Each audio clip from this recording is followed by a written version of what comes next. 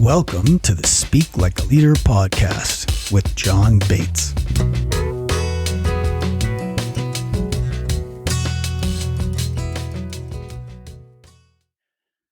Welcome to the show. With me today is someone that I am super excited to have this conversation with. He's someone that I met a little while ago. We've had the chance to hang out in person, actually, strangely enough, and talk quite a bit. And he's someone that I really respect his experience. I appreciate his perspective, and I think he's got a lot of great things to share with us, many of them from kind of the extreme edges of human experience that I think will make a really big difference for all of us. So I'm really happy to have Tracy Reinhold, who is the Chief Security Officer for Everbridge. And he comes to the private sector after a long career in the public sector. He was the Executive Assistant Director of the National Security Branch of the FBI. I may have gotten that wrong. He'll correct me if I did. Then he worked as a security officer for Walmart, then Chief Security Officer for Fannie Mae, and now he's at Everbridge. And I'm just really excited to have you here, Tracy. Thank you very, very much for making the time to join us. Thanks, John. I appreciate it. So, and I was actually the Associate Executive Assistant Director of the National Security Branch of the FBI. But, you know, potato, I get it.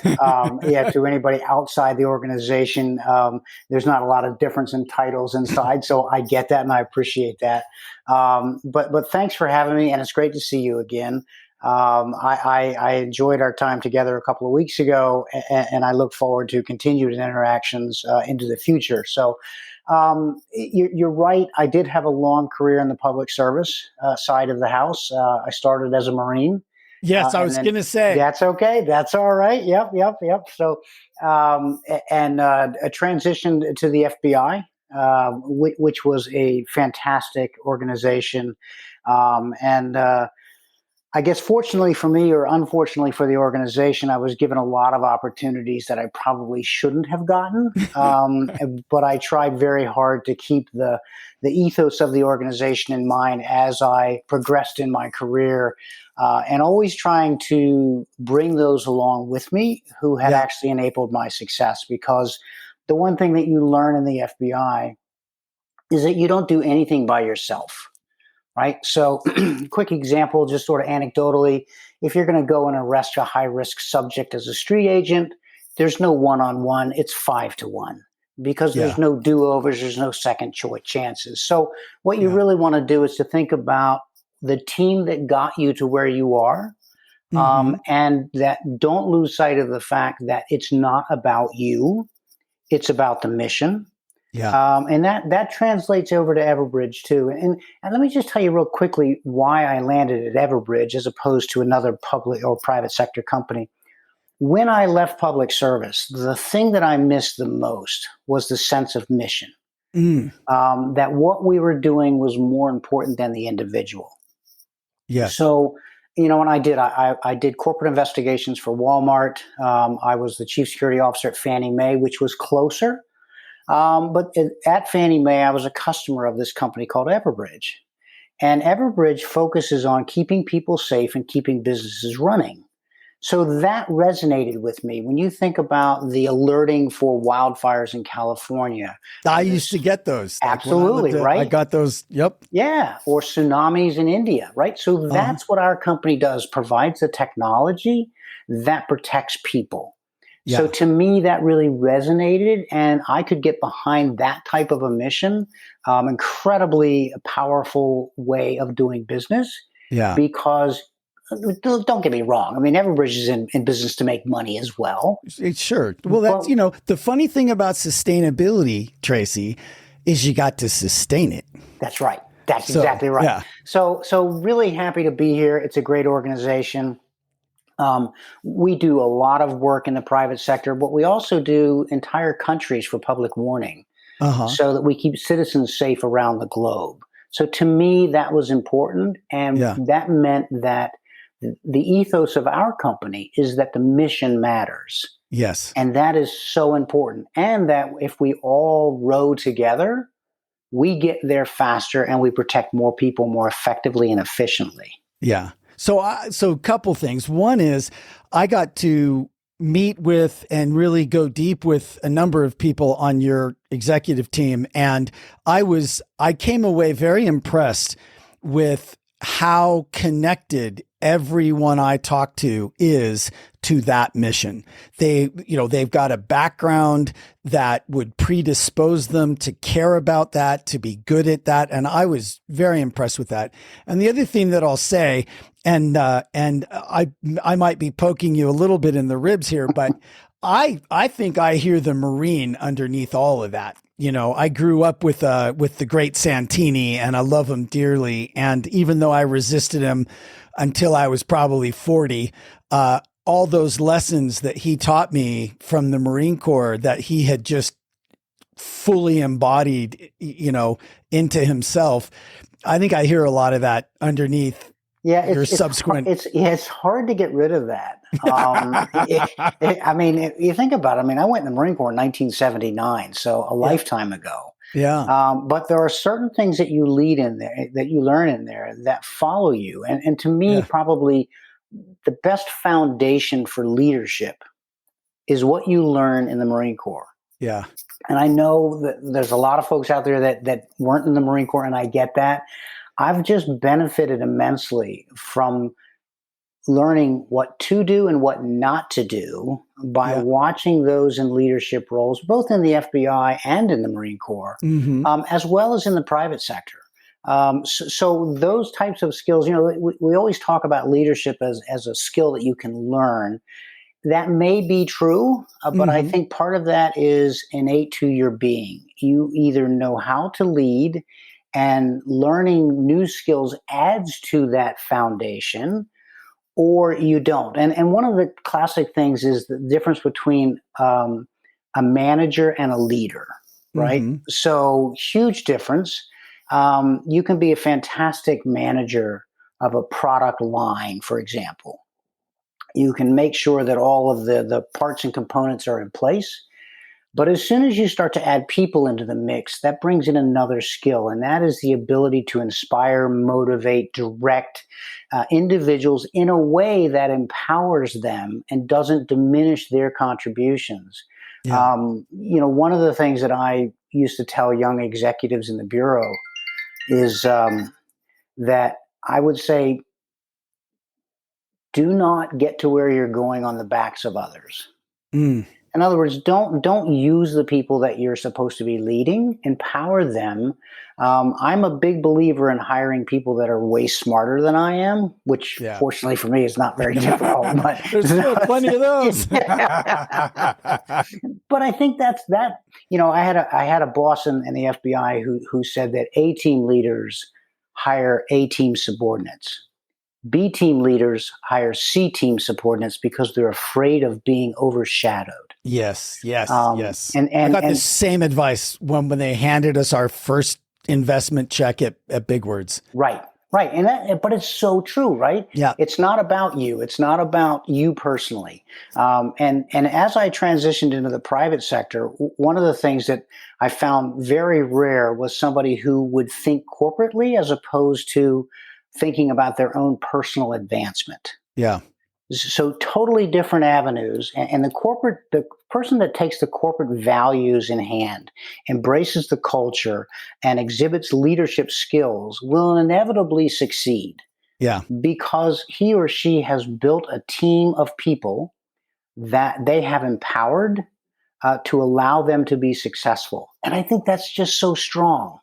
And Tracy, I think that it's fair to say that it's counterintuitive at first for human beings, right? Because look at how many people have made a career like Zig Ziglar, just basically telling people over and over in different ways how much they'll succeed if they can just make it about the people they're leading instead of themselves, right?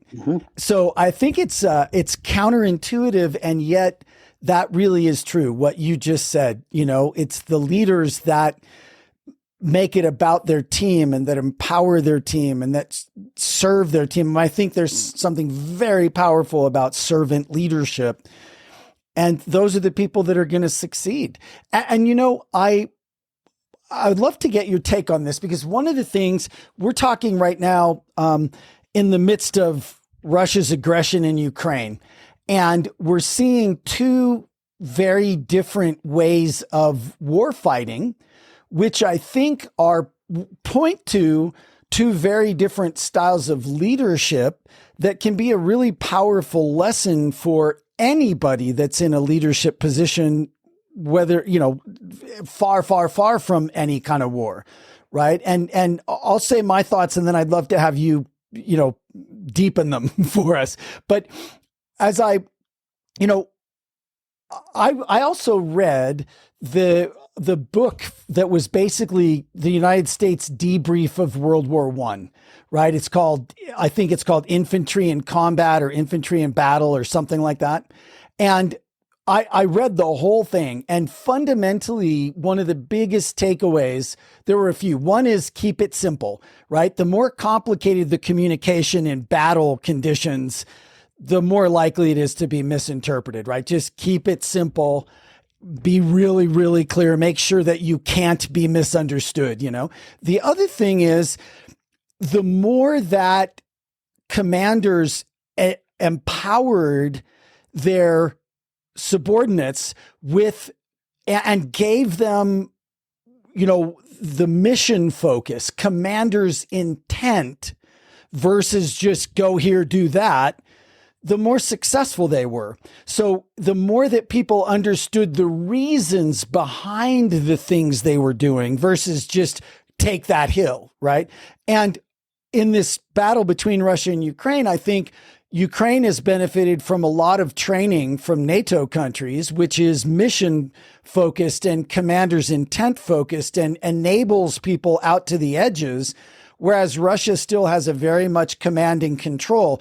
I'm the commander. I know what we're doing. You just follow my orders. Shut up, sit down, go over there, and I'll tell you what to do when you get there, instead of here's the objective.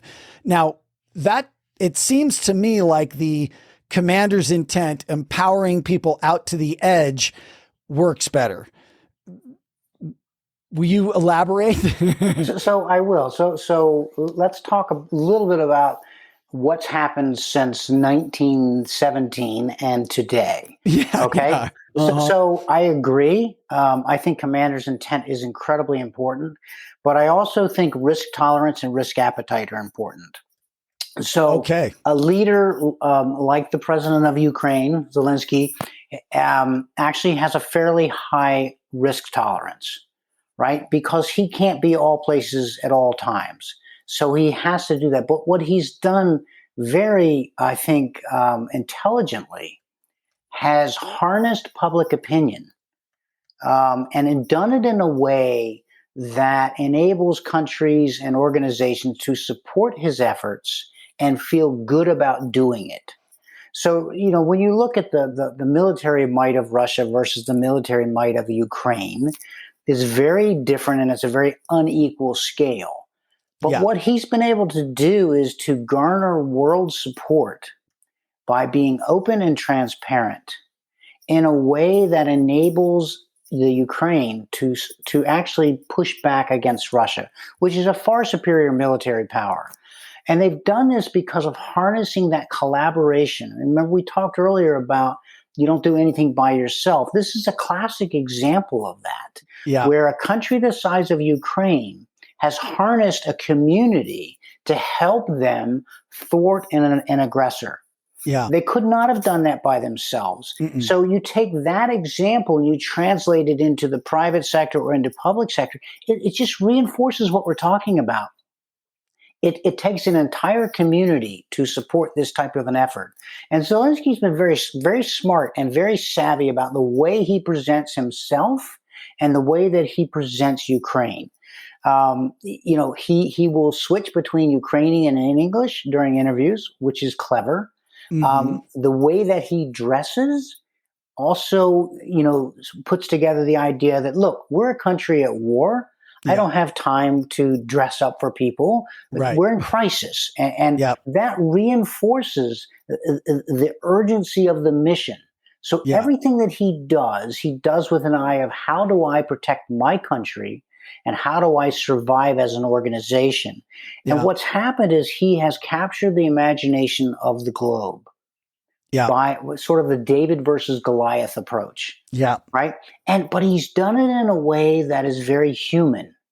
Mm-hmm. He hasn't lost his humanity, Yeah. um, and he has done a great job of showcasing other people in Ukraine who have done phenomenal work. Yeah. So I think you're right. Commander's intent is incredibly important.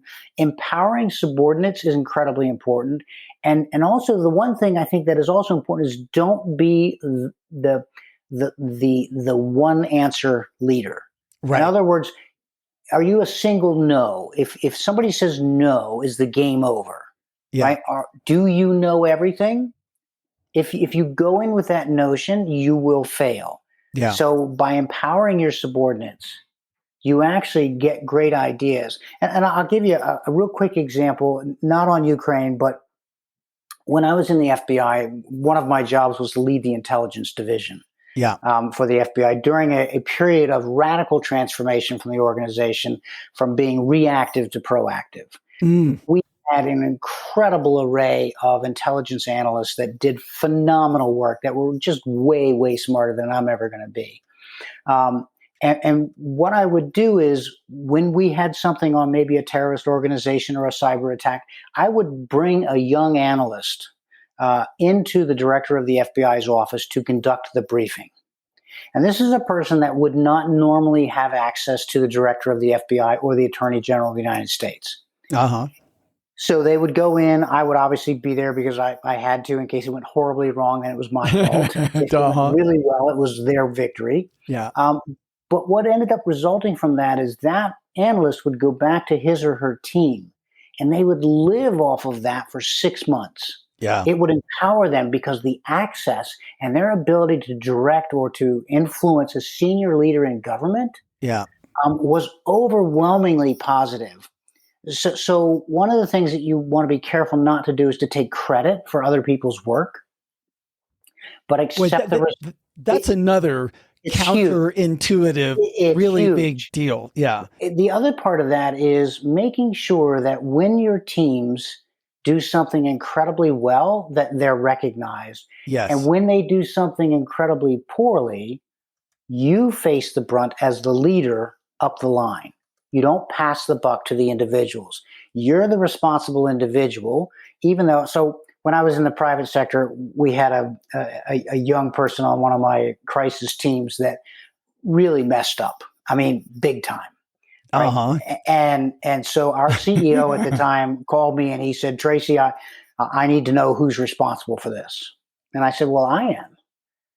And he said, no, I need to know the individual. I said, no, I've already taken care of that. If you need to address somebody, address me. It's my team. It's my responsibility. If adverse action has to be taken, take it against me, not against them, because you don't want to be that one mistake leader. Oh, You make yeah. one mistake and you're done forever. Right. So part of that is empowering the team, but part of it is also, and it's probably not the right word, but protecting the team. Yeah. Giving them that air cover that they need so Yeah. that they can take risks and they can grow. Because if they don't get that protection, they won't take those risks for fear that failure means termination. Right. So I think those are the types of things that make good leaders, as opposed to those that are myopically focused on, I want to be, the next level, or I want 3 promotions down the road. I can't make any mistakes. I will feed my team to the machine so that I survive. And we see that all the time. Well, and Tracy, I'd really like people listening to put a pin in this and to start looking at everybody and anybody that they are supporting as a leader, or that they're voting for, which is supporting as a leader, or that they're thinking about, supporting in a position at work or in their community, like everywhere. Because if the people that they're thinking about supporting are not this way, I think it's a mistake to support them. And I think we've seen that in a lot of different places in the political arena, where there are people who, number one, take credit for things that their team did, and then pass the blame to their team for things they did, and are totally unwilling to take responsibility. I mean, I believe it was, and I'm going to feel really dumb if I get this wrong, but I think it was Eisenhower who had the speech written where he took responsibility for the failure of D-Day if it happened. He was already ready to go to say, look, these men put their lives on the line. It's my fault. I'm sorry, versus a lot of the political leaders today who are like, will never take responsibility for anything they do. And clearly they did it and they won't take responsibility. And if you've got people like that as leaders in your organization, you either need to retrain them or root them out, I think, and it's all organizations politically. You're right. You're absolutely right. Yeah. So that's another thing that drew me to Everbridge is that, and I tell this, so I unfortunately travel all over the world for the company. Sorry, company. But one of the things that I do is I meet with our teams, whether it's in Australia or Singapore or India, and I sit down, and the idea is that the organization is actually relatively flat. So anybody will help anybody, because it's not about the individual leader. It's about the success of the mission. Yeah. And I think a lot of that resonates with our employees. We've had exponential growth over the last couple of years. And part of what we hear from our employees and our peers is that we like working here because it's a team mentality. Yeah. And to me, that's so important. If you have to remind everybody that you're the boss, then you've probably already failed. Yeah. Right? You should never have to say, well, we're going to do this because I'm the boss. That will absolutely disenfranchise the team in a heartbeat, and will come back to bite you at the end. Yeah. Now, don't get me wrong. There are times when decisions have to be made and somebody has to take the leadership role. I get that. But anytime that's possible, empower those that know. So we have some really smart people that are not in a position to lead the organization, but they have immense skill sets. So leveraging those, and if you have to go to the board, for example, and you have a junior employee on your team that has come up with just a mind-blowingly good idea, think about whether or not you can convince the C-suite to bring that individual to the board. It's so great. Yeah. Right? I mean, it doesn't have to be that they have to, because first of all, they're going to be wickedly nervous when they get into the board. But just being able to point to them on a back bench and say, this is Sally or this is John, and this was their idea. And I just want to flesh this out. But I wanted to make sure that the board knows that these are the types of leaders that we're developing in our company. Yeah. So two wins. So there, good. Right? Yeah. So obviously the board will listen, but the individual who came up with the idea has been given access to something that normally they wouldn't have. Yes. Right. And it's the right thing to do. And it's not that complicated. It really isn't, because it's just people. And Tracy, the other thing that really pops for me about that is, as a leader, you want your people, I think, to bring you their absolute best ideas. But if you start taking credit for the ideas they're all bringing you, you're going to cut that flow down, I think. That's right. Whereas if you do this, what you're suggesting, and you give them credit and you get them the recognition and, have them in the room when you're presenting their ideas so they can see that you are giving them credit. That's right. Oh my gosh. Now people want to run to you with their best ideas, right? Versus having second thoughts about whether they should try to go around you or whether it's worth telling you, or hide. So a quick example about, so that's part of it. The other part is being approachable and having your team trust you in a leadership role. Yeah. So I'll give you an example. When I was a young violent crime supervisor in Las Vegas, Hmm.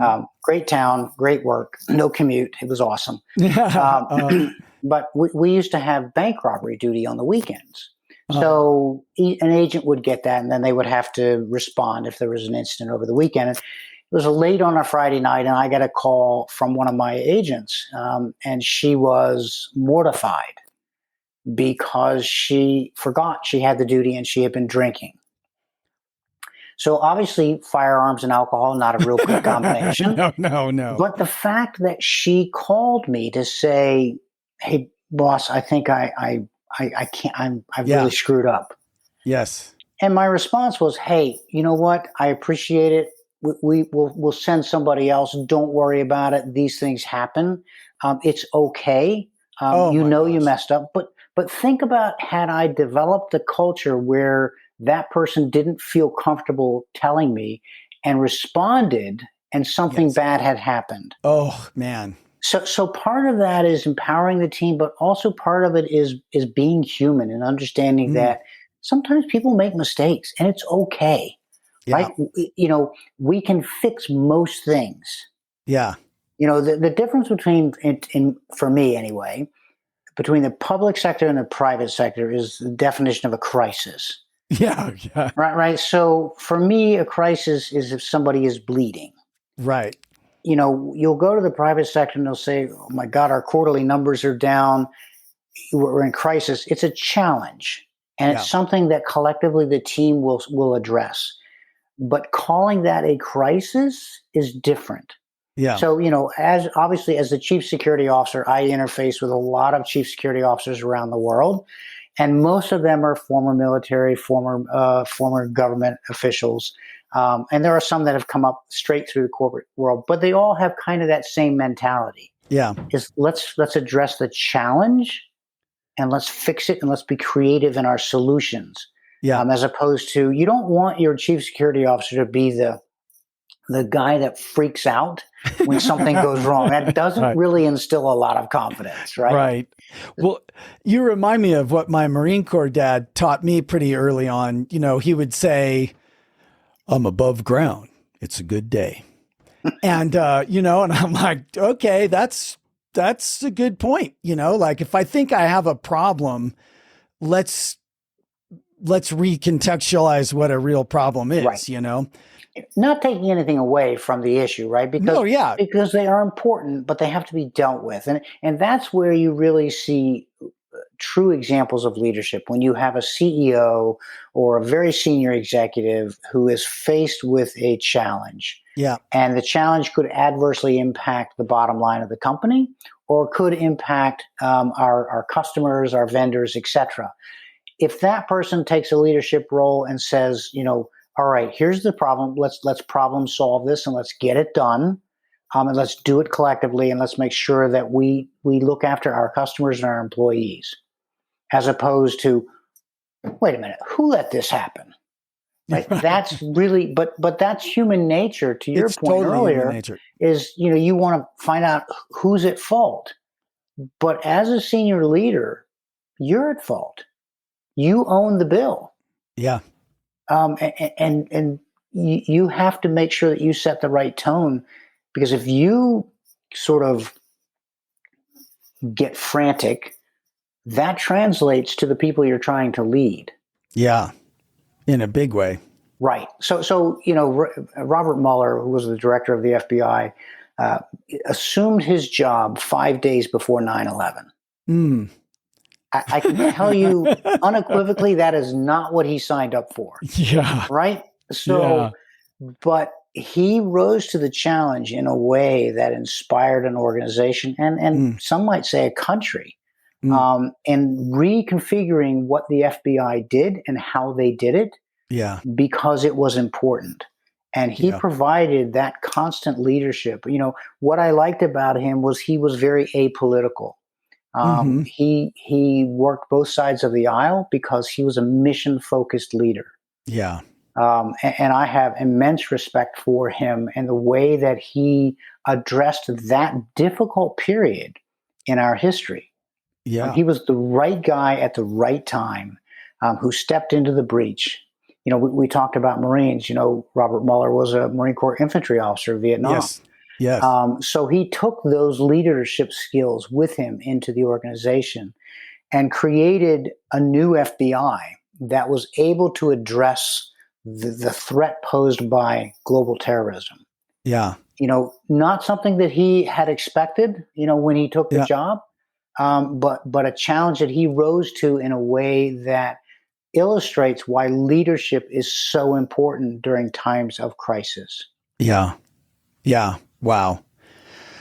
So, one of the things that's circling around in my mind about what we're talking about is one of the sayings that I have is insightful vulnerability.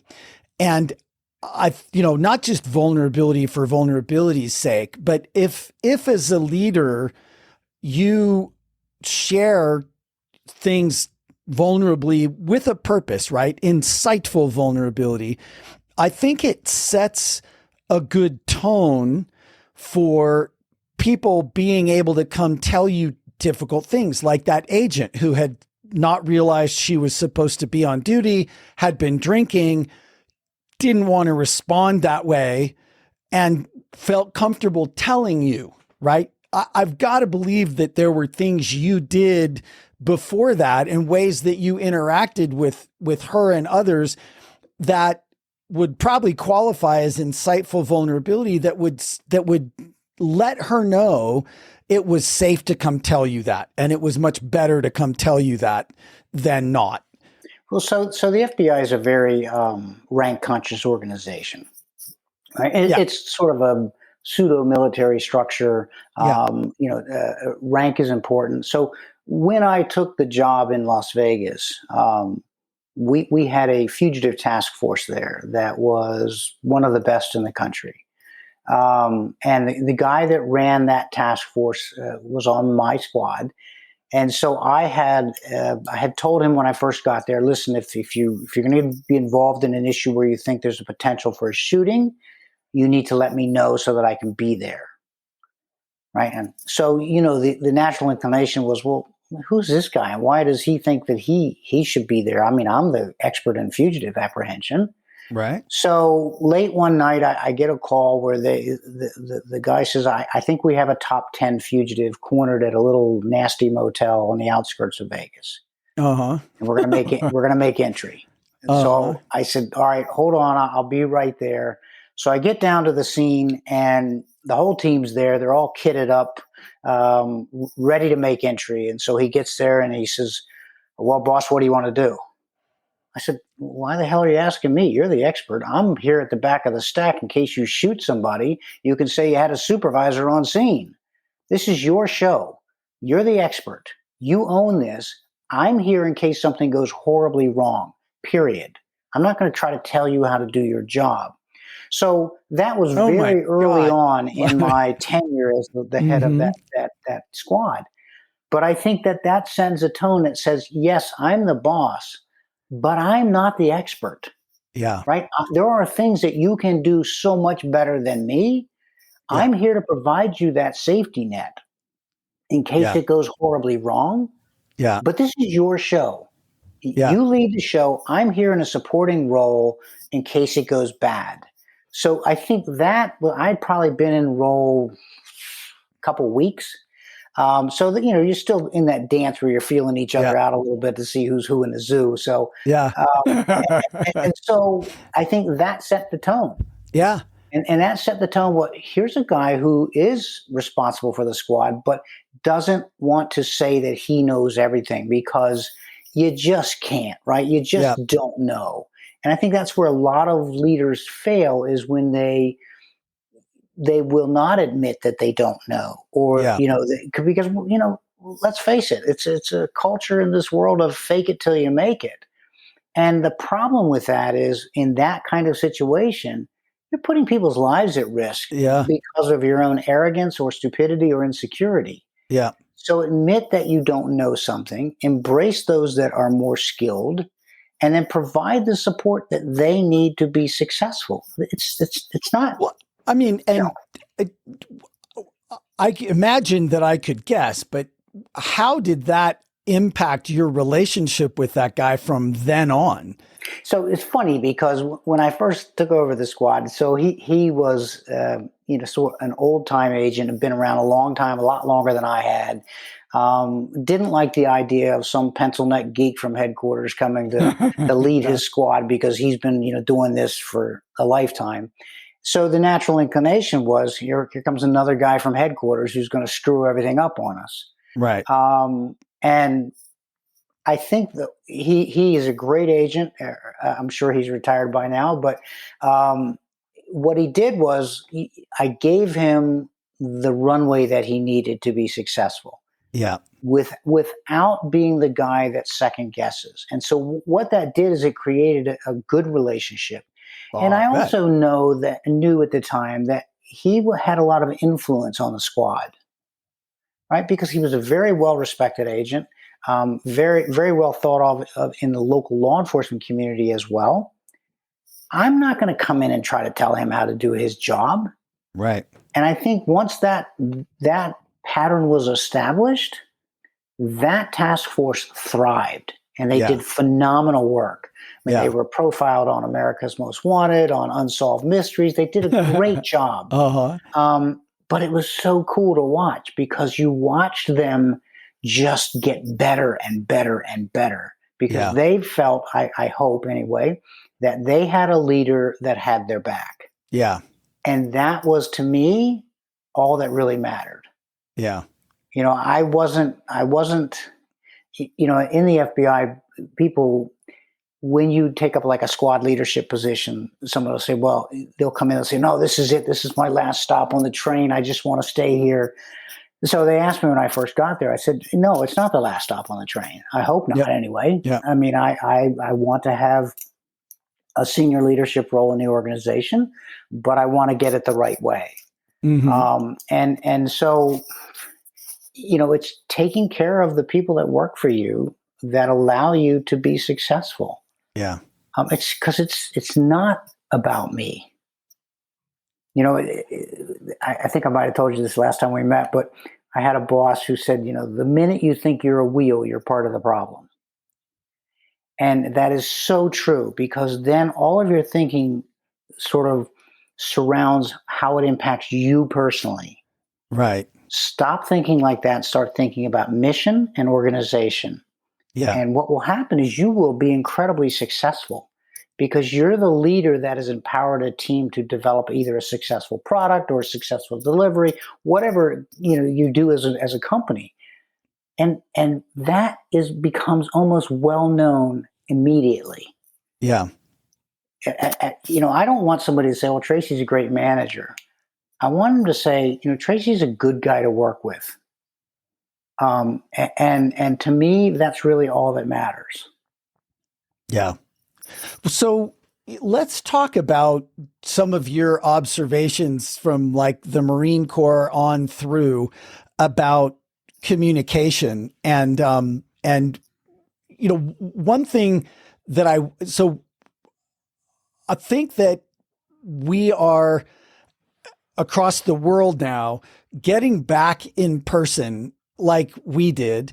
And it's been a while for many, many of us to get back in person. And I feel like a lot of it, I mean, I would love to know your opinion. Feel free to disagree with me, but it seems to me like a lot of the things that I've been talking about for a long time are just even more important now that we've kind of been apart. Things have been really weird. Getting back together, everybody's a little nervous about what everybody else is going to think of them again. It's kind of like being back in, high school for a minute because we haven't been with each other. And so things like people's personal stories and making that human connection and taking time out to actually make room for some of that humanity that we've been missing when we're just jumping on hyper productive Zoom calls all day. I think all that stuff is really important as we start to get together again more in person. Would you agree? What would you say about that? So I do. So there's two things that I want to comment on. That is that, so obviously Everbridge is in the business of selling software, right? Mm, Um, at the end of the day, everything is based on relationships. yeah. And I had a friend of mine in the FBI that used to say that it's all about relationships. And at the time, we're the FBI, and Yeah. but he couldn't have been more right. And part of that relationship building is sort of sharing a little bit of your personal story with people that you meet, humanizing the process, which is sometimes difficult via Zoom because the nonverbals are harder to pick up. It's kind of two dimensional, so you don't really see that. But you talk about we're getting back to travel. I've been traveling like a madman. Yeah. And while I don't particularly enjoy traveling, I really enjoy meeting people around the world and listening to their stories, and sort of taking the business out of the conversation, Hmm. if that makes sense. So I will go and meet with folks, and we'll sit down, and I will always find a nugget. I was talking to a school's safety director at a private school in Singapore. And while he was talking, I said, you sound like you might have spent some time in the military. And he said, well, yeah, I'm a retired military officer. So talking about his background and his experiences, it just humanizes the process. I spend a lot of time not talking about business. Hmm. One of the teams that I led here at Everbridge, whenever we'd have a meeting, the first thing everybody would have to do was tell me something that they did fun that day. That's Right. So cool. so totally Yeah. when I first did that, they were like, yeah, we got work to do.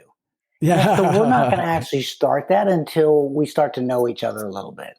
Right. Because you can't be one dimensional. You can be the best software developer in the world, but if that's all you do and all you know, you're not really a full person. So thinking about, and I'll tell you that goes back to my FBI days, because you had to have life outside of the bureau. Hmm. If you did not, when you retire, you will not survive because you're cut off completely. All Yeah. your clearances are pulled, all your access is pulled, and you have to reinvent yourself. Yeah. And so if you didn't have anything other than your job, you really struggled. Yeah. And I think that's true in all industries. So, what is it that makes you a person as opposed to a leader or a manager? And I'm always asking about people's families and pets, things that Yeah. people are comfortable talking about. Because once they open up, then all of a sudden they remember things the next time that you see them. And it's more of a friendship than it is a business relationship. And Yeah. I think that's so important in the world. Going back to travel today is very different than it was 2.5 years ago. Mm. Um, Oh, those, boy, oh boy. yeah. So people Amen. who thought they were road warriors 2.5 years ago are reinventing the way that they travel today. And they have lost some of the soft skills that Yeah. are necessary to be successful. Because it can't be just about, all right, let's talk about, risk mitigation. I want to Right. want to talk to you about what are you doing on the perimeters. No, but you really, Yeah. seriously, wow, what a Yeah. great facility. This is awesome. Yeah. Yeah. Yeah. Oh, is that your daughter in the picture? Tell me about her. Right. I Yeah. mean, those sorts of things humanize it. Um, and I like dealing with people. I don't like traveling, Yeah. but I like the destination when I get there, because I get to meet people and hear interesting things about them that are not related to the job, Yeah. which is just so cool. I mean, it reminds me of my most famous saying, right? Communicating with, working with, leading human beings is not logical. It's biological. And these kinds of human connections, and taking that moment at the beginning of the meeting to ask about their family and to maybe share one of your stories that would make them feel more comfortable sharing one of their stories. That's ultimately what gets the job done. That's right. At the end of the day. And I just think that maybe we're not always as aware of that as would be helpful. But right? I think it has to be real too. Oh, absolutely. Right. So, I mean, you can read right through somebody who's, going through their internal checklist of things that they're supposed to ask. Right. Totally. I was in Australia a couple of months ago, and I was talking to one of the biggest banks there, and they were very standoffish, very arms crossed, that sort of thing. So I told the story when I first got to Walmart, and I was called into the CEO's office, and I had just come out of the national security branch in the FBI, and I obviously didn't take enough time off in between jobs. And I remember Mike Duke was the CEO at the time, and he's super nice guy. And he said, we're just so glad that you're here. We're happy to hear that you're here, but Tracy, you might need to dial it back a little bit. And my response to him was, Mike, this is dialed back, right? Because I really the wrong way to address that. And so, but I learned from that. And so when I tell that story over in Australia, it sort of breaks the mood a little bit, because it shows that, here's a guy, you read the resume and you're thinking, wow, he's FBI, Marine Corps, all this other crap. And then you see this little short, bald guy come in and you're thinking, well, something's not adding up here. And so there's a little bit of reservation. So breaking down that wall by, as you explained it earlier, a little bit of vulnerability that is relevant to the issue at play. And I think it humanizes you. Yeah. And authentic, That's which right. I think you were pointing to. It's what happened. It's the I truth. remember coming out of Mike's office thinking, I might have been able to handle that a little bit better. But it's how you grow. I think you said it before. People learn from your mistakes, or they don't learn from your vulnerability. Successes. Right. Yeah.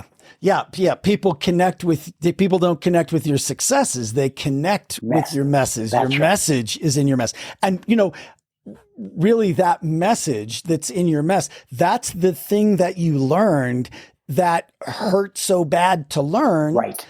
And if somebody hears your story, they don't have to get hurt that bad to learn it, because you did, right? That's right. And you were generous enough to share it. So that's why that hits so deep for people. I don't think we always realize why those things impact us so much, but it's because it's genuine, meaningful, high signal. Right. Like it's the truth. It's a real thing that happened that was very painful to learn. And so getting that without going through the pain is a real gift. No, I agree. I mean, I just, it seems like the older I get, the less I actually know, which is hilarious. Especially by the time you're like 60, you're supposed to be this genius. Well, I think I'm going the other direction, but I think that there's just so much to learn, and you can learn so much from so many different people. And you take all of that into consideration and you weigh that out. And usually for me, it's after the fact, right? So I'll be, reliving a meeting or a conversation and thinking about what happened and who said what and why. And then you start to really understand the more significant things in it that you may not have addressed in the meeting.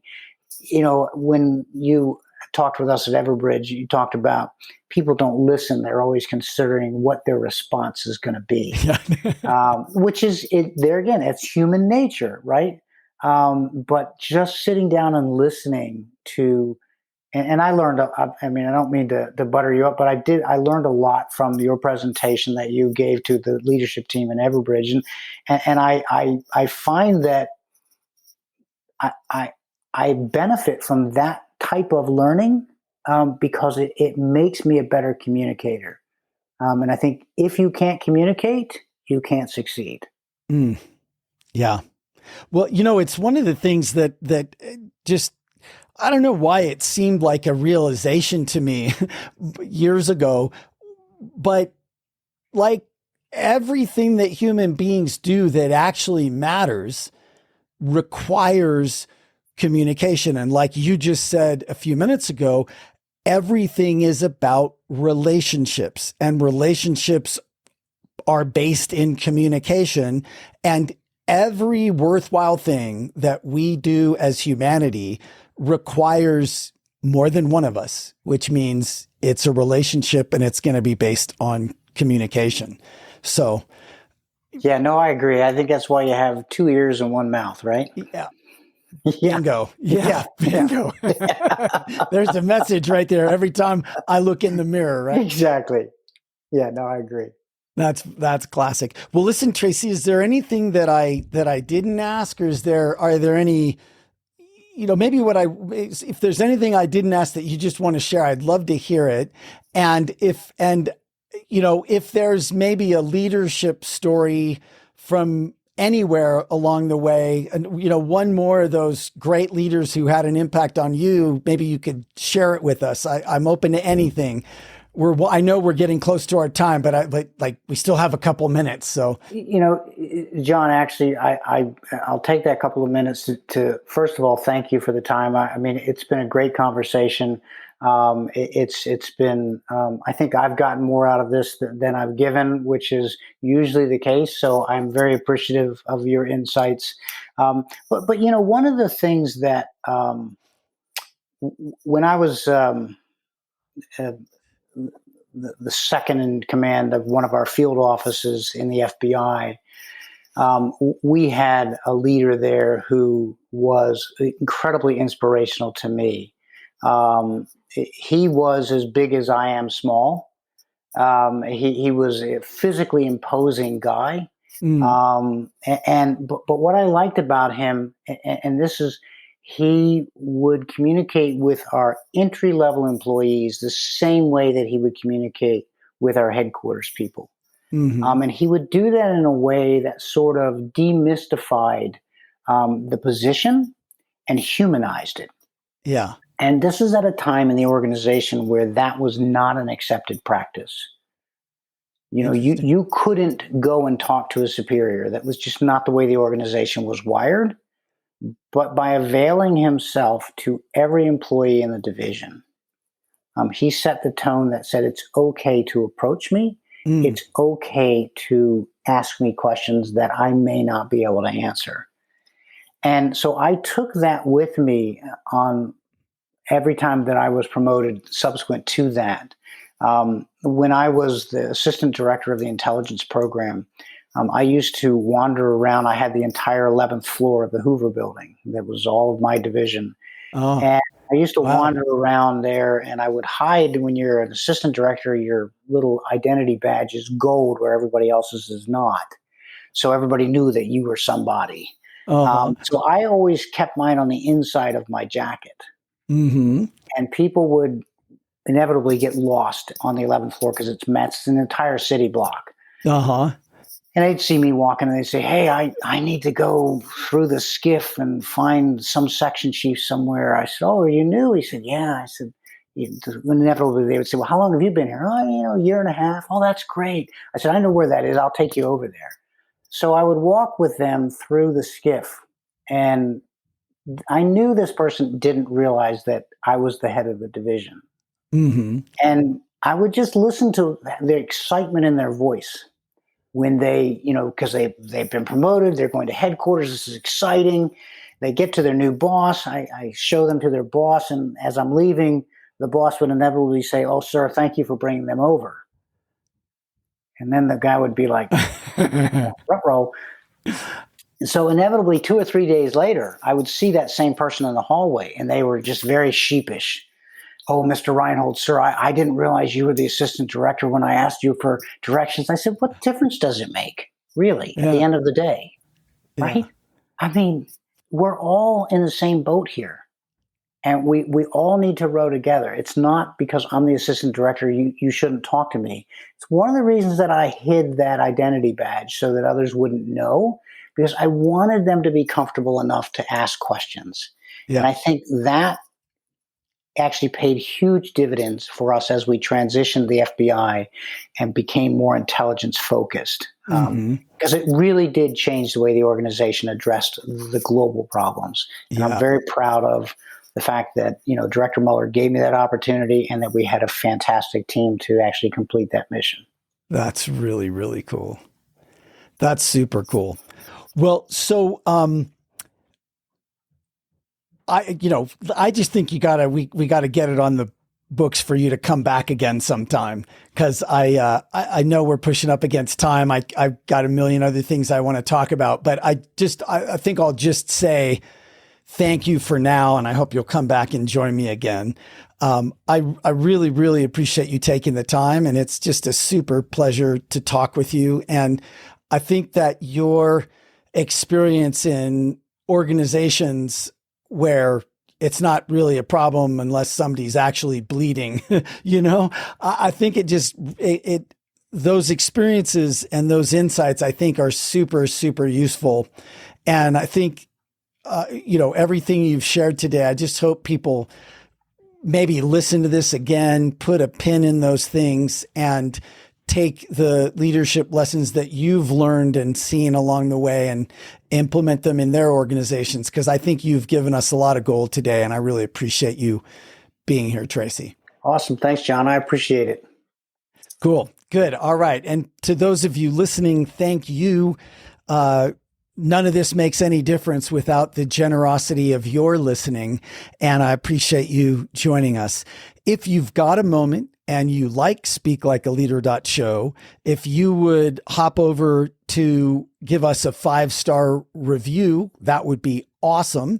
And if you know anyone that you think would benefit from hearing these conversations and you would share this with them, that would be deeply appreciated as well. And until next time, thanks for joining us here on Speak Like a Leader.show. Thank you for joining the Speak Like a Leader podcast. Go be awesome.